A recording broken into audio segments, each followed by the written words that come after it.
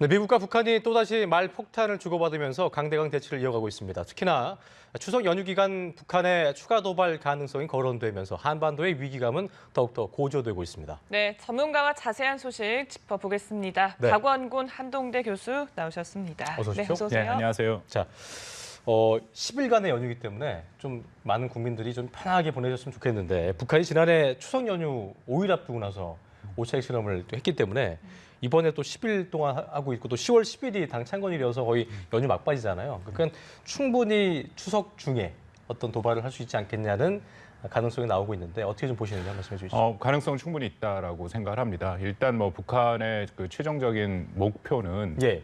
미국 본토를 공격할 수 있는 핵탄두 그 미사일을 대륙간 탄도 미사일을 완성하는 거죠. 그 계획에 따라서 지금 계속 움직이고 있고 또 김정은이 얼마 전에 또 분명히 얘기를 했지 않습니까? 트럼프 대통령의 유엔 총회 연설 이후에 직접 본인의 명의로 얘기를 하면서 중대한 도발을 지금 암시를 했고 그렇기 때문에 아마 10월 10일 전후로 해서 북한이 어떤 형태로든지 도발을 할 가능성은 저는 충분히 있다라고 생각을 합니다. 다만 이것을 우리가 10월 11일로 딱 특정하기는 쉽진 않죠. 말씀드린 것처럼 북한이 하고 있는 그 계획상에서 기왕이면 10월 11일 당 창건일이라는 어떤 기념일날 하는 것이 네. 국내적으로, 그러니까 북한 내부적으로도 자신의 권력 공고하에 도움이 되기 때문에 아마 그 전후를 선택할 가능성은 있다라고 생각을 하지만 전체적인 어쨌든 큰 계획 안에서 도발의 가능성은 있다라고 생각합니다. 전과 후를 따진다면은 전일 가능성이 크다고 볼 수 있을까요? 글쎄요, 이게 어떤 종류를 하느냐에 따라서 좀 달라지겠죠. 뭐 지금 SLBM 얘기가 좀 나오고 있는데 그럴 네. 경우에는 이게 진짜 처음 새로운 신형을 발사를 하지 않습니까? 신형 미사일 발사 같은 경우에는 준비 기간이 최소 열흘에서 한 달 이상 걸립니다. 그러겠네요. 근데 대신에 실전 배치가 이미 됐던 미사일 같은 경우에는 이제 하루 이틀 만에 충분히 발사가 가능하죠. 그래서 어떤 그렇군요. 종류의 그런 도발을 하느냐에 따라서 그 시기를 맞출 수 있다고 네. 생각합니다. 네, 말씀처럼 어떤 종류의 도발을 하느냐가 지금 그래요. 중요한 것 같은데 서리앵 노스도 그렇고 남포 일대에서 SLBM에 도발할 그런 징후가 좀 포착되고 있다 이런 보도가 나왔잖아요. 그렇다면 어느 정도의 준비 상태라고 좀 분석을 해볼 수 있을까요? 38로스라는 데가 이제 민간 그런 데고 또 상당히 북한을 뭐 자세히 들여다보고 있는 건 사실입니다. 그러나 뭐 역시 한미의 정보 당국은 아니기 때문에 저희가 뭐 전적으로 신뢰하기는 어렵죠. 그럼에도 지금 SLBM 얘기가 나오는데 저는 두 가지 측면에서 SLBM의 발사 가능성이 있다라고 생각합니다. 왜냐하면 이제 북한에서는 이제 북극성 계열이라고 얘기를 하죠. 북극성 1형이 작년 8월 달에 이미 발사가 됐습니다. 그때 발사 후에 이제 지금 만약 발사를 한다면 1년 좀 지나서 발사가 되는 거죠. 근데 보통 미사일을 신형으로 개발을 해서 이제 네. 플랫폼을 늘린다, 이제 뭐 탄두의 중량을 늘리고 전체적으로 성능을 개선하는데 보통 1년 정도 걸립니다.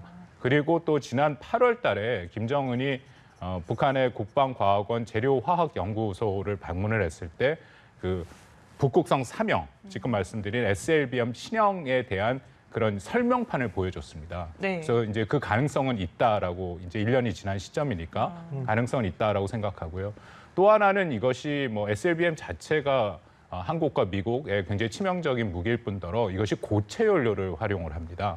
그렇기 때문에 고체 연료 자체를 활용한 미사일 발사에 성공을 한다면 그만큼 우리에게는 고체 연료라는 것은 대비 시간이 굉장히 짧거든요. 10분 내로 연료 투입이 가능해서 우리가 말하는 이제 선제 타격의 그런 가능성을 굉장히 줄이고 낮출 수밖에 없는 그런 상황입니다. 그래서 저는 한 두 가지 측면에서 북한이 준비가 됐다면 네. 이번에 SLBM을 발사할 가능성도 있다라고 생각합니다. 그래요. 네. 그렇다면은 말씀하신 대로 이게 10분 내에 이루어지는 것이기 때문에 만약에 SLBM 쏘아 올려진다면 이에 대한 어떤 우리도 그러니까 강한 응징이 필요하다는 필요성을 공감하고 있지만 실제로 그렇다면 어떤 카드가 있느냐, 국민들이 공감할 수 있을 만한 이런 것들을 좀 보여주는 게 또 국민들의 마음을 안심시킬 수 있는 부분이 있을 수 있을 텐데요.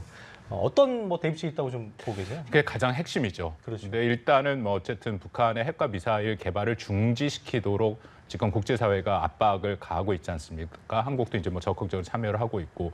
근데 저는 참 안타깝게도 북한의 핵과 미사일 개발을 중지시키는 것은 이미 우리한테는 뭐 좀 실패를 우리의 했다라고 능력 바뀌다? 예, 그런 능력 거죠. 바뀌고 북한이 절대로 그것을 중지를 안 하죠. 그러니까 김정은도 얘기한 것처럼 종착점이 바로 눈앞에 보이고 끝장을 보겠다라고 얘기를 했고 사실상 그 그 던포드 합참의장이 엊그저께 얘기를 했습니다. 북한이 빠르면 6개월, 늦어도 18개월 내에는 미국을 공격할 수 있는 능력을 갖출 것이다라고 얘기를 했습니다. 그러니까 그때까지는 대북 제재와 압박을 견뎌낼 가능성이 저는 충분히 있다라고 생각을 하고요. 그래서 지금 이런 상황에서 우리가 대비를 해야 되는 것은 사실상 북한이 한국에 대해서는 공격할 수 있는 능력을 갖췄다라고 보는 것이 맞거든요. 그것에 대한 대응을 해야죠. 그 대응에는 뭐 세 가지가 지금 이미 얘기가 되고 있습니다만 핵에 대한 대응은 우리가 핵을 갖는 것, 아니면 핵을 갖는 것과 같은 조건의 어떤 것을 갖는 것, 그리고 하나는 핵을 포기시키도록 하는 것, 세 가지가 있죠. 근데 핵을 갖는다라는 것은 한국의 핵무장 얘기인데 그것은 뭐 저는 뭐 불가능하다라고 생각을 하고요. 현재 시점에서는. 전술핵 배치 얘기하시는 거죠? 예. 그리고 이제 두 번째 조건으로 전술핵이 얘기가 되죠. 전술핵은 하나의 옵션으로 고려가 될 수 있다라고 생각을 하지만 저는 그거보다는 이제 확장 억제, 미국이 한국에 제공하는 핵우산을 조금 더 구체화하고 그걸 그렇죠. 합의체로 만들어서 실질적으로 한국과 미국이 공동으로 결정할 수 있는 그런 형태로 발전시키는 것이 맞다라고 생각하고 가장 실효성 있는 거는 핵우산을 정책을 좀 더 구체화시키는 거. 이걸 그렇죠. 가장 우선으로 보시는 거군요. 예. 그래서 이제 뭐 북한의 시나리오별로 결정을 할 때 한국과 미국이 공동으로 이것에 대해서 어떻게 대응을 할 것인가라는 것을 서로 협의를 해서 결국 합의까지 이룰 수 있는 그런 어떤 체제를 만드는 것이 중요하다고 생각하고요. 네. 마지막으로는 역시 미사일 방어 체제죠. 북한이 우리한테 공격할 능력을 갖고 있으면 지금 빨리 조속히 미사일 방어 능력을 우리가 확충하는 것이 저는 굉장히 중요하다라고 생각을 합니다. 네, 알겠습니다.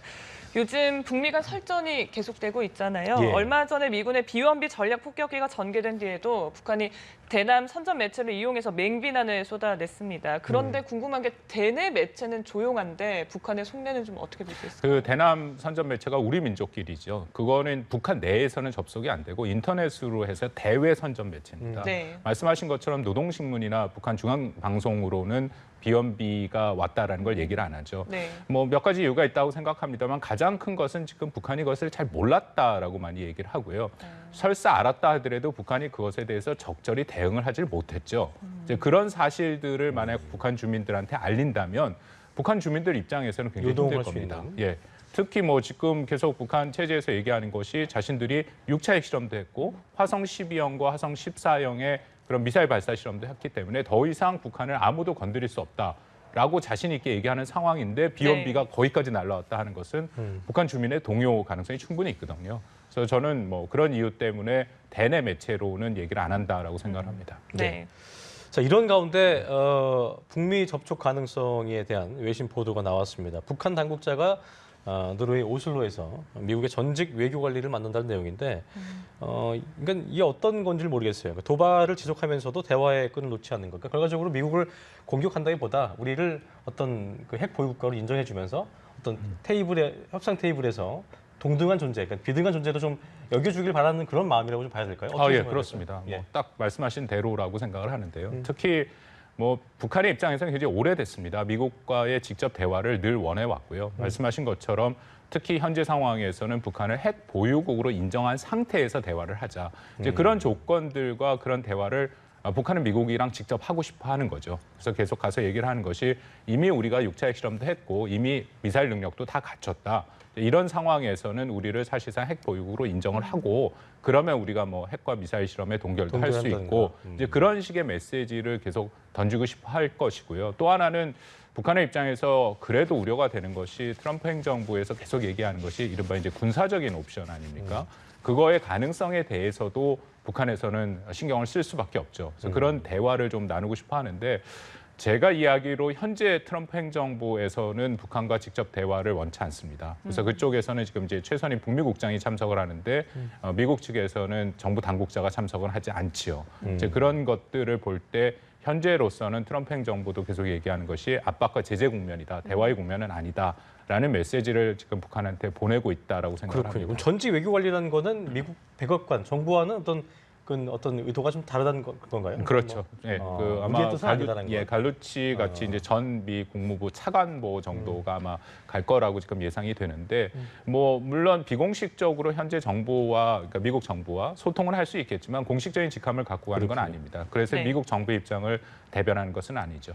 네, 그러니까 미국의 공식적인 입장은 말씀처럼 압박과 제재가 될 텐데 최근 미국이 세컨더리 보이콧을 실행하자 중국이 자국의 북한 기업에 폐쇄 명령을 내렸습니다. 예. 지금 이런 상황이 북한에 어느 정도의 압박이 될 거라고 보십니까? 폐쇄 명령을 내린 가장 큰 이유 중에 하나는 역시 지난번에 통과된 유엔 제재 결의안 237호, 2375호에 따른 예. 거죠. 그래서 지금 120일 내에 중국에 있는 모든 북한 기업과 또 북한과 중국 간의 합작 그런 기업들을 폐쇄하겠다. 그건 2375호에 따른 것이고 예. 핵심적인 것은 그래도 중국이 분명하게 2375호를 준수하려는 그런 모습들을 보이고 있는 것은 사실입니다. 이제 이것이 지속이 되면 북한한테 적지 않은 부담이 되는 것도 사실이고요. 예. 근데 문제는 두 가지인데요. 하나는 언제까지 이제 중국이 계속해서 이런 것들을 지속할 것인가가 첫 번째 문제고, 두 번째는 또 북한이 일종의 내구성을 좀 갖고 있습니다. 그래서 북한이 언제까지 이것을 또 버틸 수 있을 것인가.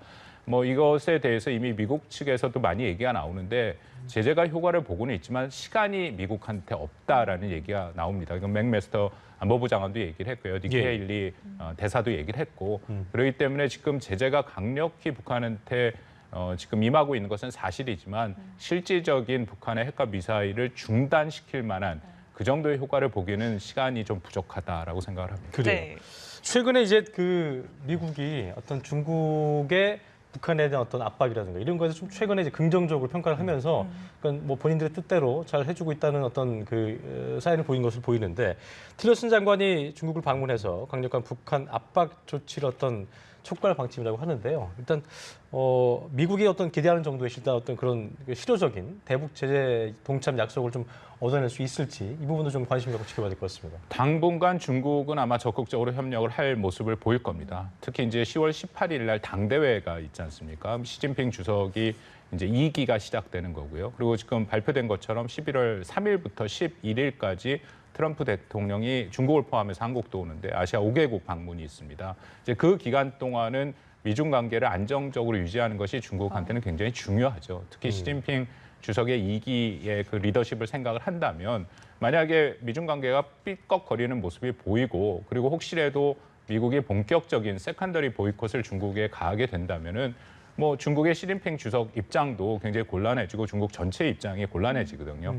미국이 하고 있는 금융 제재라는 것은 중국한테도 굉장히 큰 타격이 있습니다. 왜냐하면 중국이 갖고 있는 중국 정부의 자산의 90%가 그런 식으로 금융 자산들이거든요. 그래서 중국 내 금융 기업, 그러니까 은행들이 묶이기 시작한다면은 중국도 적지 않은 그런 피해를 볼 수 있죠. 그래서 아마 당분간은 미국에 협조하는 모습을 보이고 특히 유엔 제재 결의안을 준수하는 모습을 보일 것이다라고 생각을 합니다. 네, 미중 간 당분간은 훈풍이 돌겠지만 언제까지 지속될지는 좀 지켜봐야 될 것 같습니다. 그렇습니다. 자, 마지막으로 다른 얘기 하나 좀 예. 짚어보려고 하는데요. 최근 철원에서 장병이 총탄에 맞아 숨진 사고와 관련해서 문 대통령이 특별 수사를 직접 지시를 했습니다. 그런데 그 원인을 두고 도비탄, 즉 튕긴 총알인지 아니면 직격탄인지 의견이 분분한 것 같은데 진실을 밝혀낼 수 있을까요? 저는 뭐 대통령이 특별 수사를 지시한 거는 아주 잘한 결정이다라고 생각을 하고요. 특히 뭐 군에서 충분히 수사를 하겠지만 특히 대통령이 관심을 갖는다라는 것은 또 특별한 의미가 있지 않습니까? 특히